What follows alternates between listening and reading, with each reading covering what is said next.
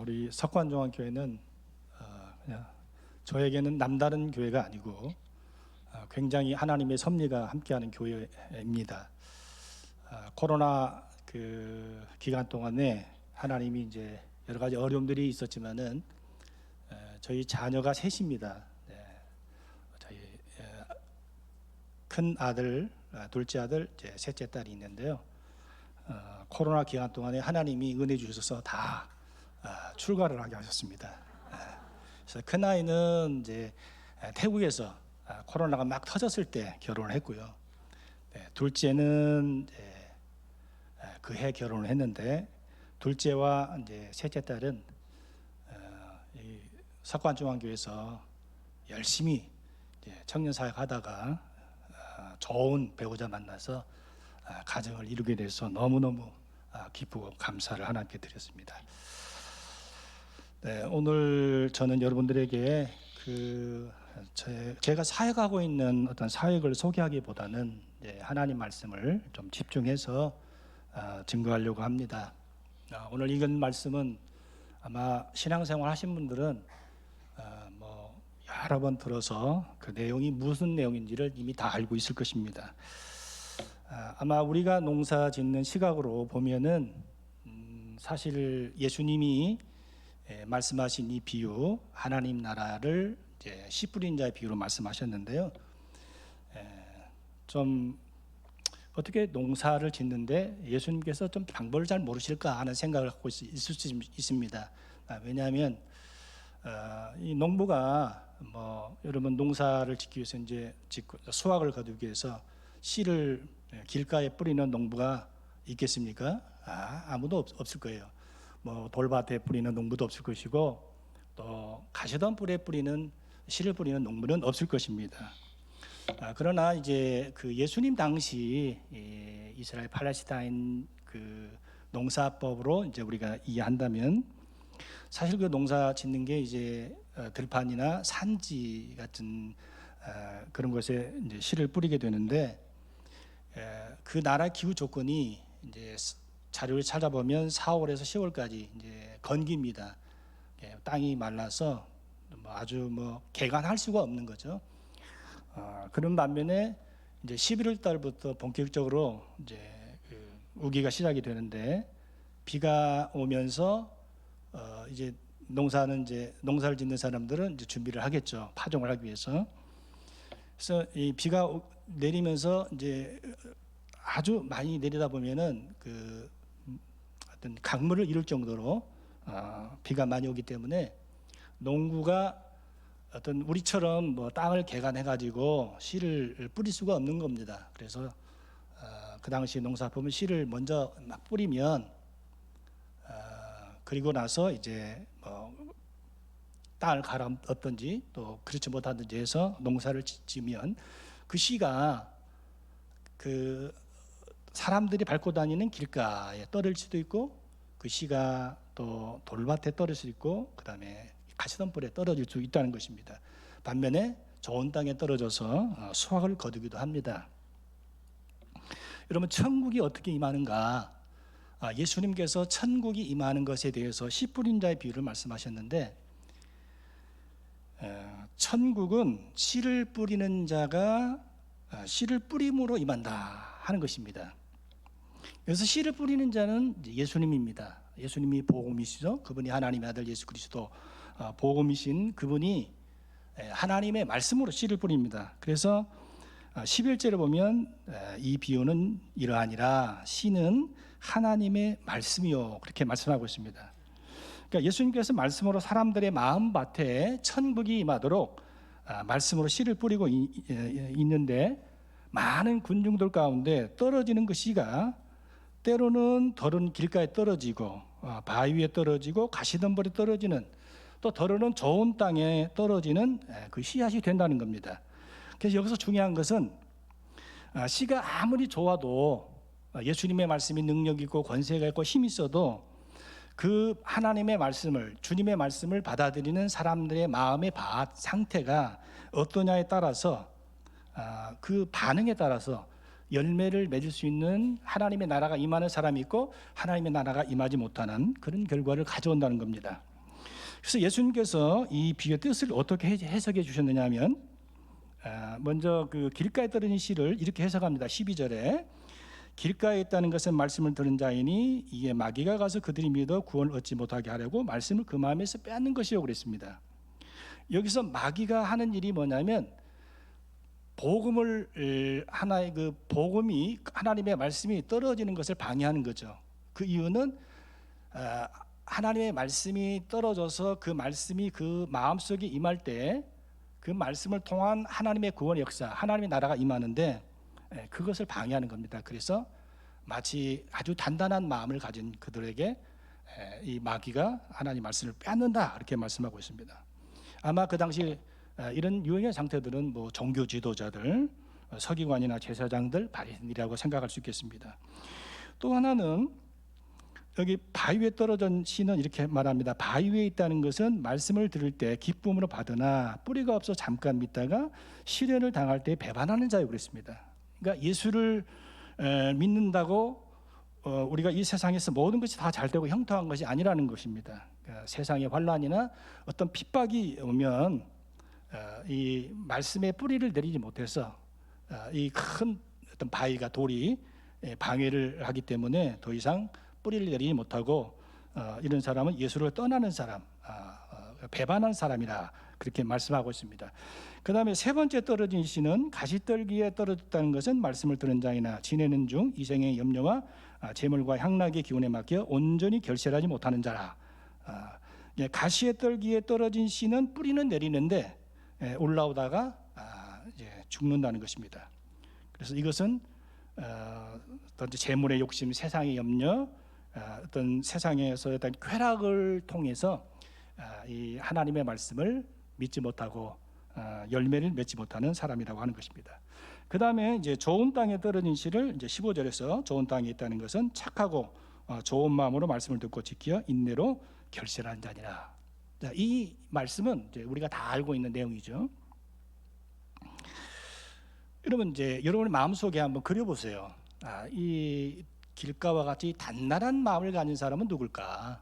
어떤 사람일까? 마침 바늘로 찔러도 피 한 번 나오지 않는 그 사람을 생각할 수 있겠죠.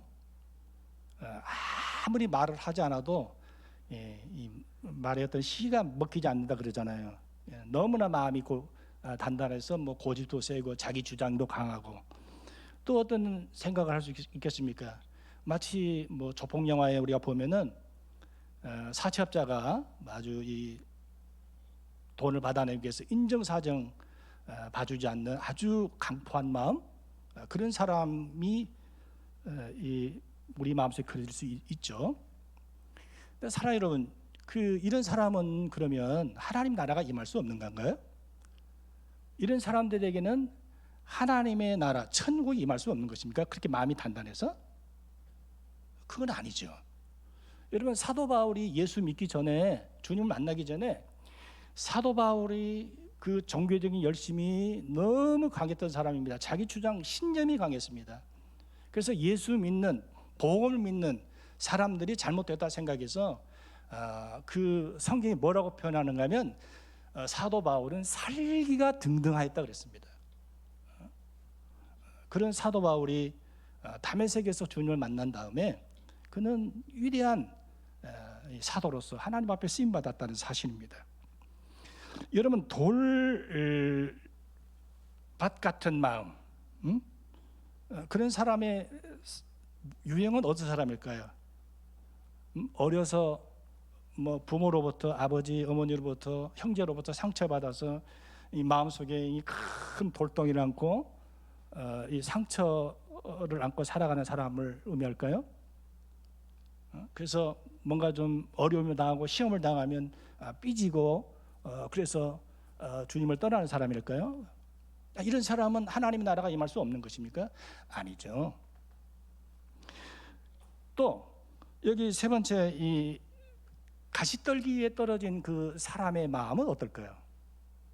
세상이 어떤 욕심으로 가득 차서 늘 돈만 추구하고 돈만 하는 사람, 물질적인 사람, 또 어떤 쾌락을 추구하는 사람, 늘 염려하고 근심하는 사람, 그런 사람은 그 사람에게 하나님의 나라가 임할 수 없는 것입니까? 아니죠. 또 하나, 좋은 땅에 떨어진 마음은 뭘까요? 착하고 좋은 마음이라고 오늘 성경이 말하고 있는데, 그럼 착하고 좋은 사람은, 그 사람은 하나님의 나라가 임할 수 있는 토양이 이미 준비된 사람일까요? 여러분이 마음속에 그려지는 착하고 좋은 사람은 어떤 사람입니까? 천성적으로 착한 사람입니까? 아니면 자기가 마음을 막 개발해서 정말 도덕적으로 선을 쌓는 사람을 의미할까요? 그런 사람에게는 하나님의 나라가 임하는 것입니까? 아니죠. 여러분, 제가 사역하고 있는 태국은요, 사람들의 심성이 굉장히 착합니다. 아마 우리나라 사람보다 더 착하다고 생각합니다. 얼마나 마음이 착한지 모릅니다. 정이 많습니다. 태국말로 남짜이라고 그러는데요, 굉장히 정이 많습니다. 제가 한때 이제 한 텀을 그 지방에서 사역을 했습니다. 방콕에서 그 치앙마이 같은 중간에 있는 한 도시에서 사역을 했는데, 시골로 가니까 태국 사람들이 심성이 더 착하더라고요, 방콕 사람보다. 그래서 제가 이게 렌트하는 그 집주인, 렌트 집주인이 만나면 외국 사람이라고 저 밥도 사주고, 얼마나 마음이 고운지 몰라요. 그렇게 착한 심성을 가진 사람들에게 왜 하나님의 나라가 임하지 않느냐 이 말이에요. 태국이 기독교 인구가 여러분 1%밖에 되지 않습니다. 1%도 안 됩니다. 그러면 오늘 이 말씀의 본문은 하나님의 말씀으로 복음을 전파해서 하나님의 나라 임하도록, 천국 임하도록 주님께서 뿌리십니다.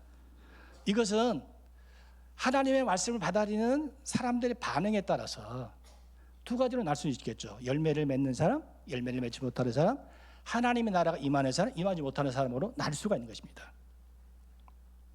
여러분, 여기서 우리가 하나 생각할 수 있는 게 뭐냐면, 씨를 뿌릴 때 이 넓은 밭이 우리 마음이라고 생각해 보세요. 여러분 마음속에 때로는 내 마음이 단단하고 아주 고집스러운 마음은 없습니까?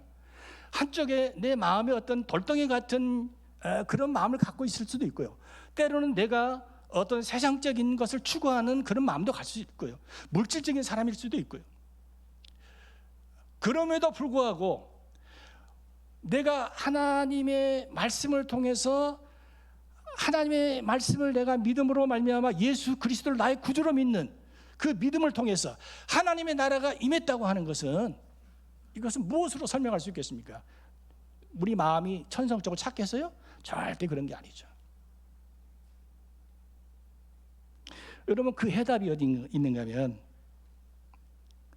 오늘 이 9절 10절 말씀에 보면 제자들이 이 비유의 뜻을 물으니 이르시되, 하나님 나라의 비밀을 아는 것이 너에게는 허락되었으나 다른 사람에게는 비유로 하나니 이는 그들로 보아도 보지 못하고 들어도 깨닫지 못하게 하랍니다.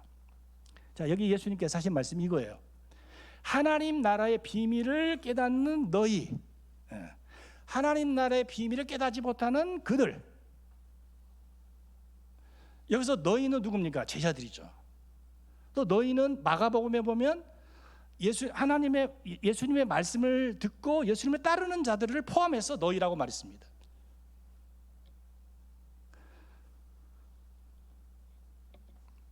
비밀이라고 하는 것은 감추어져 있는 것을 의미합니다. 이것은 우리 인간의 방법으로 이것을 깨닫고 이해할 수 있는 그런 유형이 아닙니다. 그래서 이 비밀을 헬라어로 미스테리아라고 썼습니다. 많이 듣던 단어죠? 미스테리. 물론 다른 영어에 시크릿이라는 말로 번역되어 있는데요, 이게 무슨 뜻인가 하면, 할 것 같은데 예수님께서 행하신 놀라운 기적, 사역, 많은 일들을 보면서 예수님이 분명히 선지자고 하나님의 아들 같은 능력을 소유한 것 같은데, 그래도 보기는 보아도 보지 못하고 듣기는 들어도 깨닫지 못하는 사람들은 이 비유가 그들에게 이 하나님 비밀을 감춰진 것으로 말씀하고 있고요. 반면에 하나님 나라의 비밀을 아는 것이 너에게는 허락되었다는 것입니다. 저는 이 말씀이 얼마나 기적인지 몰라요. 여러분, 자, 씨를 밭에 뿌렸으면, 그러면 씨를 밭에 흙에다 뿌렸다고 할지라도 그 씨가 저절로 열매를 맺는 건 아닙니다. 어떤 조건이 필요하죠. 만약에 그 씨를 심었는데 비가 오지 않아 가지고 땅이 메말라 있다면 그 씨는 절대 자랄 수가 없습니다. 그러니까 이 씨가 발화하기 위해서는 수분이 반드시 필요합니다. 그래서 이른 비와 늦은 비가 필요한 겁니다. 마치 하나님의 말씀이 우리 안에 떨어졌을 때 그건 수용이죠. 하나님 말씀 우리 안에 임할 때 그 말씀이 마치 수분이 씨를 발화시키듯이 어떤 외부로부터 나에게 어떤 것들이 발화되지 않으면 하나님 말씀으로 여러분 우리가 예수 그리스도를 만날 수 없다는 겁니다. 그래서 그 역할을 누가 합니까? 성령님이 하시죠. 성령이 마치 수분의 역할을 하시는 것처럼 우리가 하나님 말씀을 때 주님의 말씀을 들을 때 성령님이 오셔서 내 마음에 역사를 하셔서 하나님의 말씀으로 내 안에 믿음이라고 하는 어떤 발화를 태동시키는 겁니다. 그래서 주님으로 고백할 수 있는 것입니다.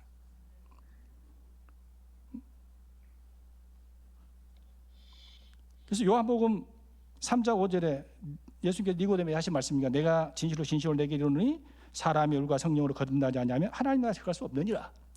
또 베드로전서 1장 23절에 너희가 거듭난 것은 썩어질 씨로 된 것이 아니요 썩지 아니할 씨로 된 것이니 살아있고 항상 있는 말씀으로 되었느니라.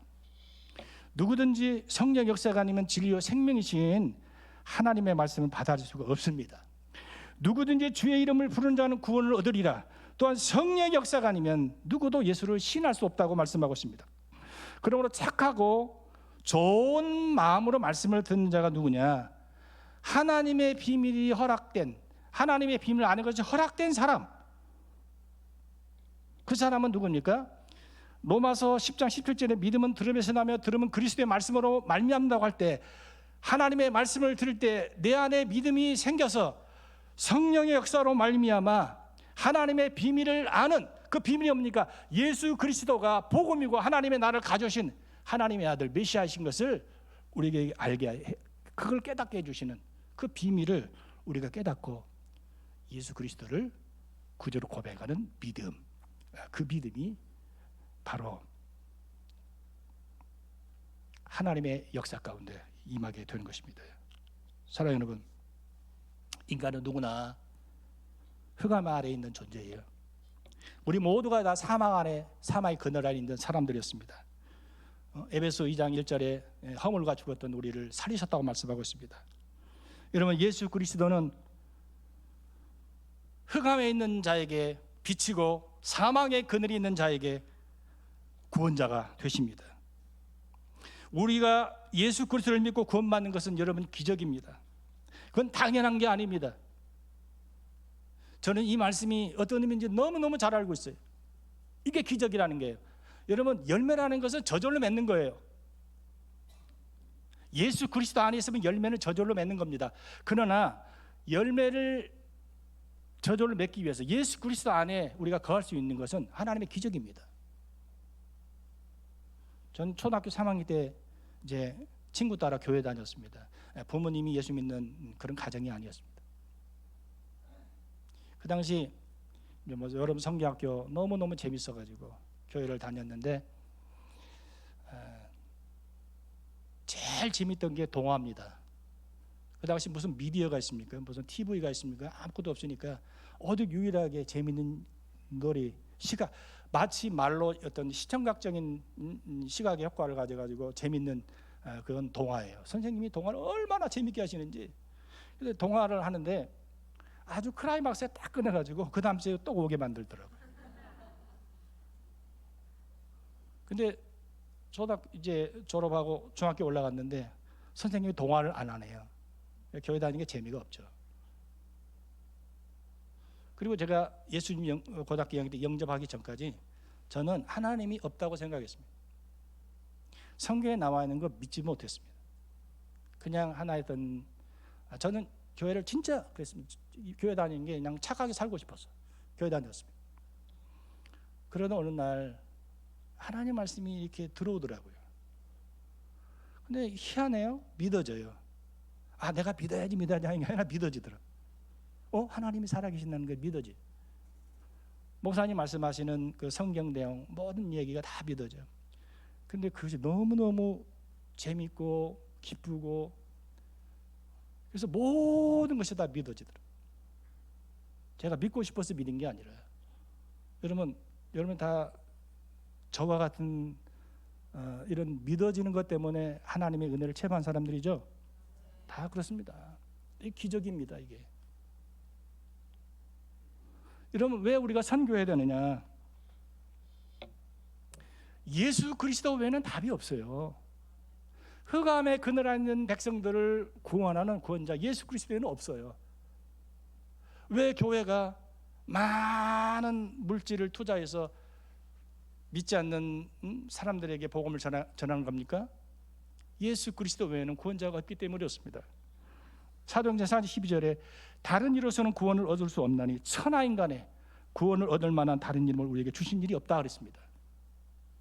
예수님 외에 어떤 종교다원주의가 말하는 것처럼 어떤 여러 가지 구원받은 길이 있다면, 여러분 우리가 무슨 목숨을 바쳐가지고 선교를 하겠습니까? 그러나 예수님 외에는 이스라엘 구원할 자가 없습니다. 문제는 이 예수 그리스도의 복음의 말씀을 들어야 된다는 겁니다. 여러분, 우리가 눈에 보이니까 뭐죠? 다 십자가 보이고 건물 교회 보이고, 우리나라 예수 믿는 사람이 인구 한 5천만 명 넘으면 20% 정도 갖고 1,000만 명 되잖아요. 그러면 우리 시각은 뭡니까? 이건 너무 당연한 거니까 우리 밖에 있는 사람들도 그와 같이 십자가 있고 교회 같다고 생각하는데, 그건 아닙니다. 제가 사역하고 있는 태국은 인구가 한 7천만 명이 넘어요. 근데 예수 믿는 사람이 통계가 2021년 통계가 50만 6천 명입니다. 1%도 안 되죠. 50만 6천 명. 제 눈에 보이는 것은 다 절밖에 보이지 않아요. 전 세계 인구의 50%가 여러분 이 복음을 아직 듣지 못했습니다. 사랑하는 성도 여러분, 태국이나 동남아 어떤 불교 국가나 우리나라나 과거에 거의 비슷비슷합니다. 태국은 얼마나 우상 숭배가 많은지 몰라요. 미신, 불교 국가 95%가 불교인이라고 할지라도 여기에 다 혼합된 이 샤머니즘이 얼마나 많은지 모릅니다. 그럼 우리는 과거에, 우리 민족은 그런 게 아니었습니까? 우리 민족도 다 과거에 또 정신은 다 불교 바탕에 정신을 깔고 6.25 사상에다가 샤머니즘에 이렇게 혼합된 이 민족에 하나님의 복음의 구원의 빛이 이 땅에 들어와서 십자가가 세워지고 예수 그리스도의 복음이 선포됨으로 말미암아 오늘날 하나님께서 이 민족에 부어주신 이 하나님의 축복된 이 교회, 이것은 어떻게 말로 설명할 수가 없는 거예요. 이건 하나님의 전적인 은혜 외에는 설명할 수가 없어요.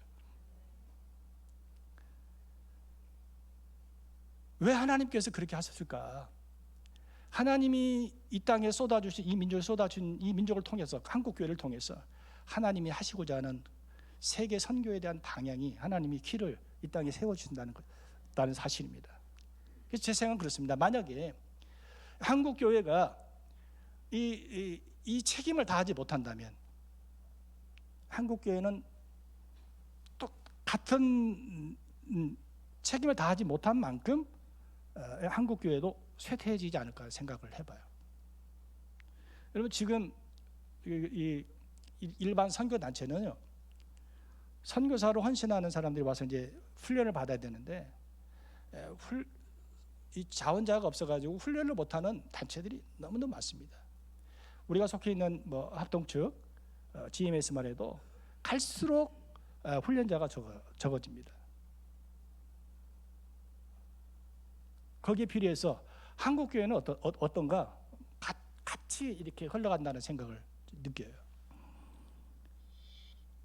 사랑하는 여러분, 예수님께서 마가복음 1장 14, 15절에 보면 때가 찼고 하나님의 나라가 가까웠으니 회개하고 복음 믿으라 그렇게 말씀하죠. 하나님 나라가 가까웠으니 회개하고 복을 믿으라. 네, 이 말씀은 예수님께서 언제 하셨는가, 어디서 하셨는가 중요하거든요. 그러니까 예수님께서 세례를 받으시고 이제 광야에서 40일 동안 금식하시면서 성령에 이끌려 금식하시면서 예수님께서 시험을 이기시고, 그리고 주님이 이제 공생의 사역을 본격 시작할 때 예수님이 사셨던 고향은 나사렛입니다. 나사렛에서 가버나움으로, 마태복음 4장 보면 가버나움으로 이사를 하셨어요. 이주하셨고, 가버나움이 어떤 곳이냐면 갈릴리 바다에 있는 도시입니다. 마을이죠.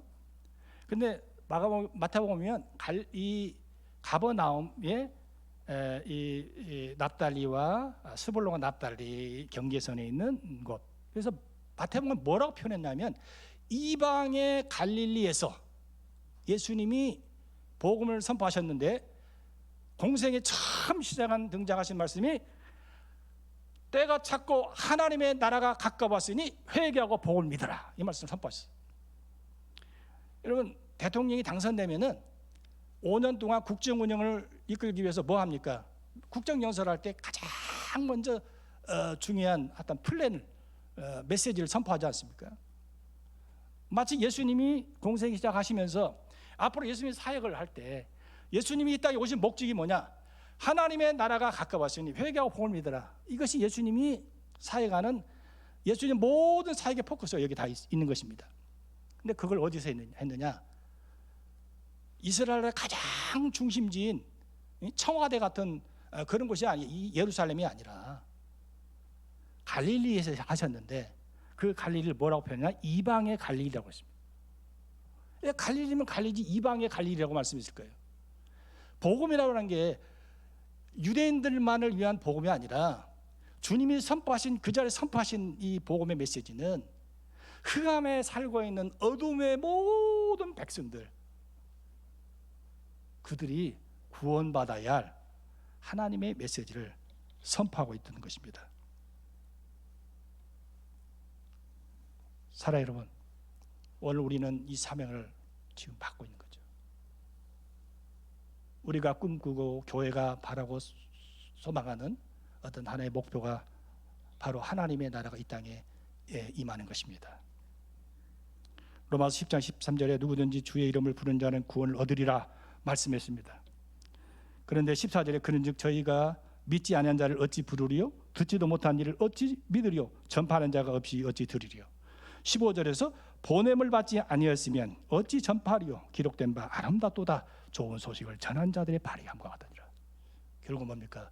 우리가 복음을 전파하지 않으면, 하나님의 나라는 복음을 전파함으로 말미암아, 그 말씀, 믿음은 들음에서 나며 들음은 그리스도의 말씀으로 말미암는 것처럼 복음을 들어야 그 듣는 자가 그 마음속에 하나님 나라가 임하는 줄 믿습니다. 착하고 좋은 마음으로 말씀을 듣는 자, 이제 우리는 하나님의 비밀을 깨닫는 자로 허락받은 하나님의 정말 기적 같은 은혜를 우리가 체험했다면, 오늘 우리에게 임한 하나님의 나라, 천국, 이 천국의 삶을, 이 열매를 우리가 어떻게 맺어야 될까 하는 것입니다. 이런 오늘 본문에 보니까 좋은 땅에 뿌려졌는데 그 100배 결실맺었다 할 때, 이런 우리는 늘 생각할 때 어떤 시각으로 생각하는가 하면 100배 결실이니까 이삭이 농사를 지어서 100배 수확을 거둔 것처럼 자꾸 물질적인 것을 생각을 할 수 있어요. 근데 하나님 나라는 먹고 마시는 게 아니라 의와 평강과 희락이라고 그랬잖아요. 이 말씀은 하나님의 말씀을 통해서 내 안에 이루어진 하나님의 나라가 하나님이 통치하시는 하나님 나라의 영토가 아니라 통치 개념 아닙니까? 하나님이 나를 다스린 이 통치 안에 하나님의 말씀을 통해서 내가 그 말씀을 얼마나 많은 그 열매 가운데 살아가느냐, 의와 평강과 희락의 이 하나님의 축복 가운데 사느냐 하는 것이 열매라고 하는 겁니다. 그래서 저는 이제 세 가지 적용을 생각해 봤는데, 하나는 우리 마음이 정말 절대 늘 겸손해야 된다는 겁니다.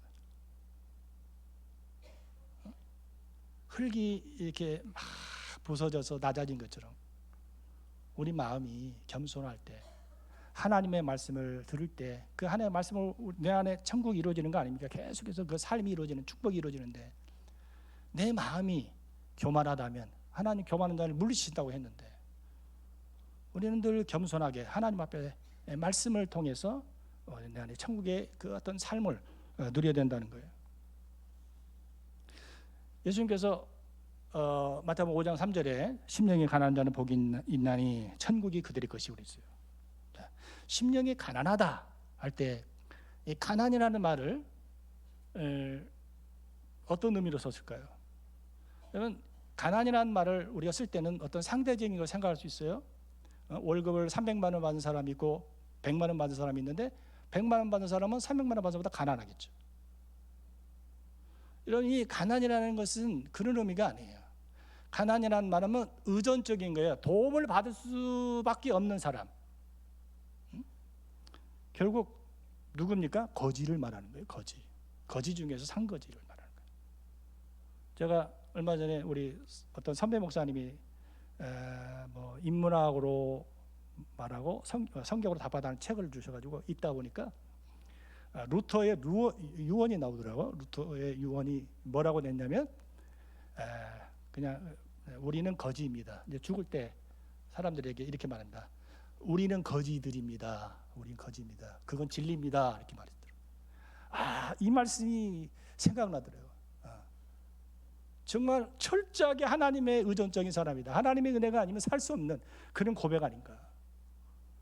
여러분, 하나님의 은혜가 아니면 살 수 없는 구걸하는 거지 같은 마음을 가지고 영적으로 파탄된 내가 하나님의 은혜가 아니면 살 수 없는 하나님의 말씀만을 간구하는 그 믿음, 그게 가난한 마음이고 그것이 겸손한 마음이라는 거예요.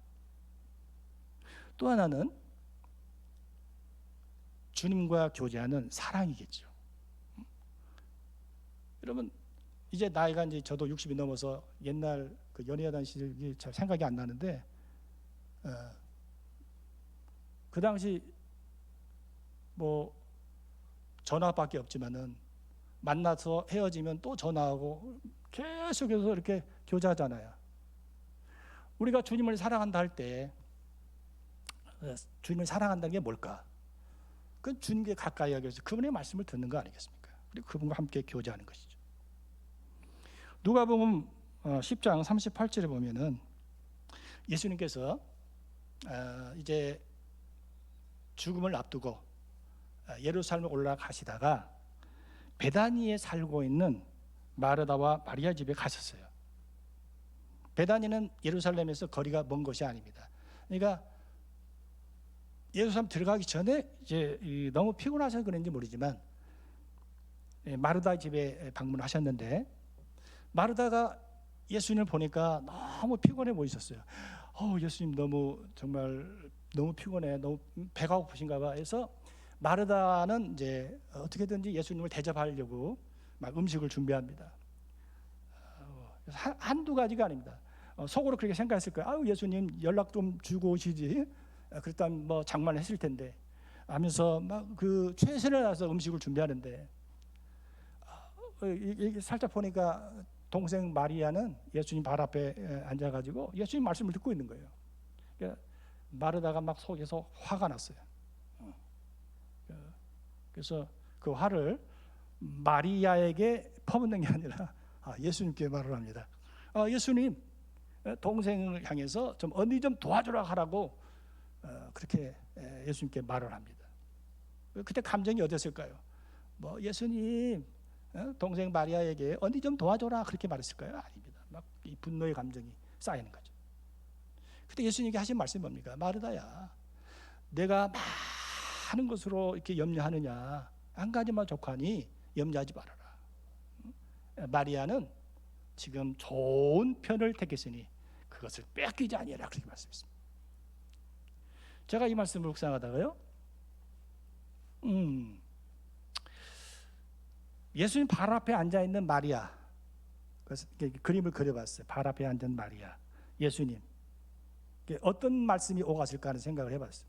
뭐 성경에 나오지 않지만 이건 제 생각입니다. 제가 이렇게 스토리를 한번 꾸며봤어요.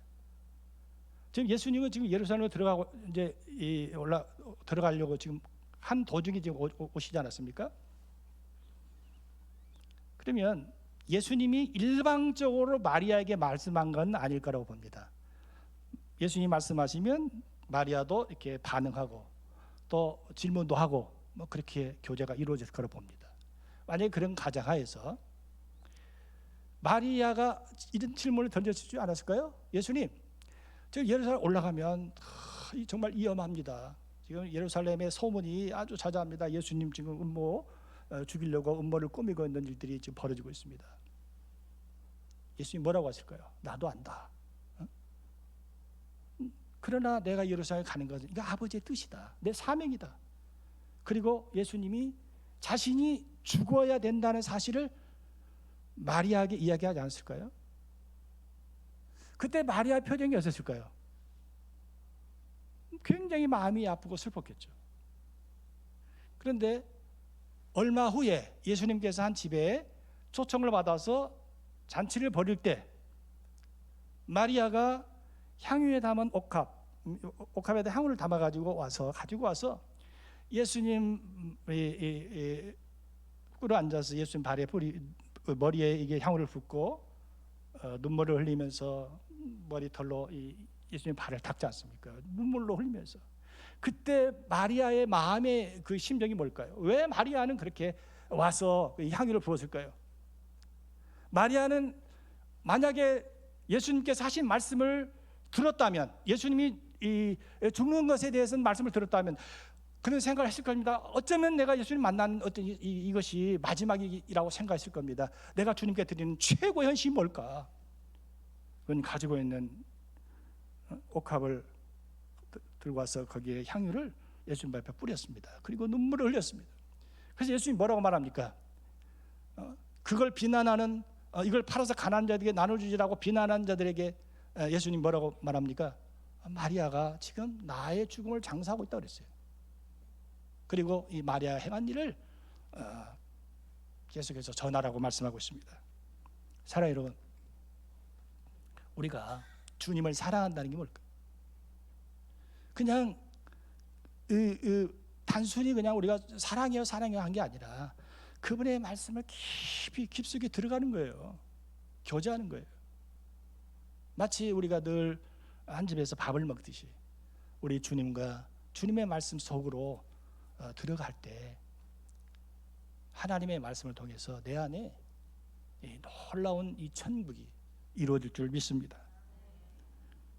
마지막 하나는요, 여기 말씀 보니까 지키어 인내로 결실하는 것이라고 했어요.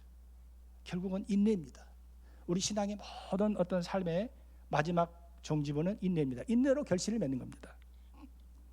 말씀을 지킨다는 뜻이 무엇입니까? 사실 하나님의 말씀을 듣고 말씀을 순종하는 것 자체가 지키는 것이 그저 이루어지는 게 아니라 우리가 끊임없이 믿음을 포기하지 않고 끝까지 인내로서 주님만 바라보고 주님을 의지하고 나갈 때 여러분 하나님의 나라의 열매를 우리가 맺는다는 것입니다.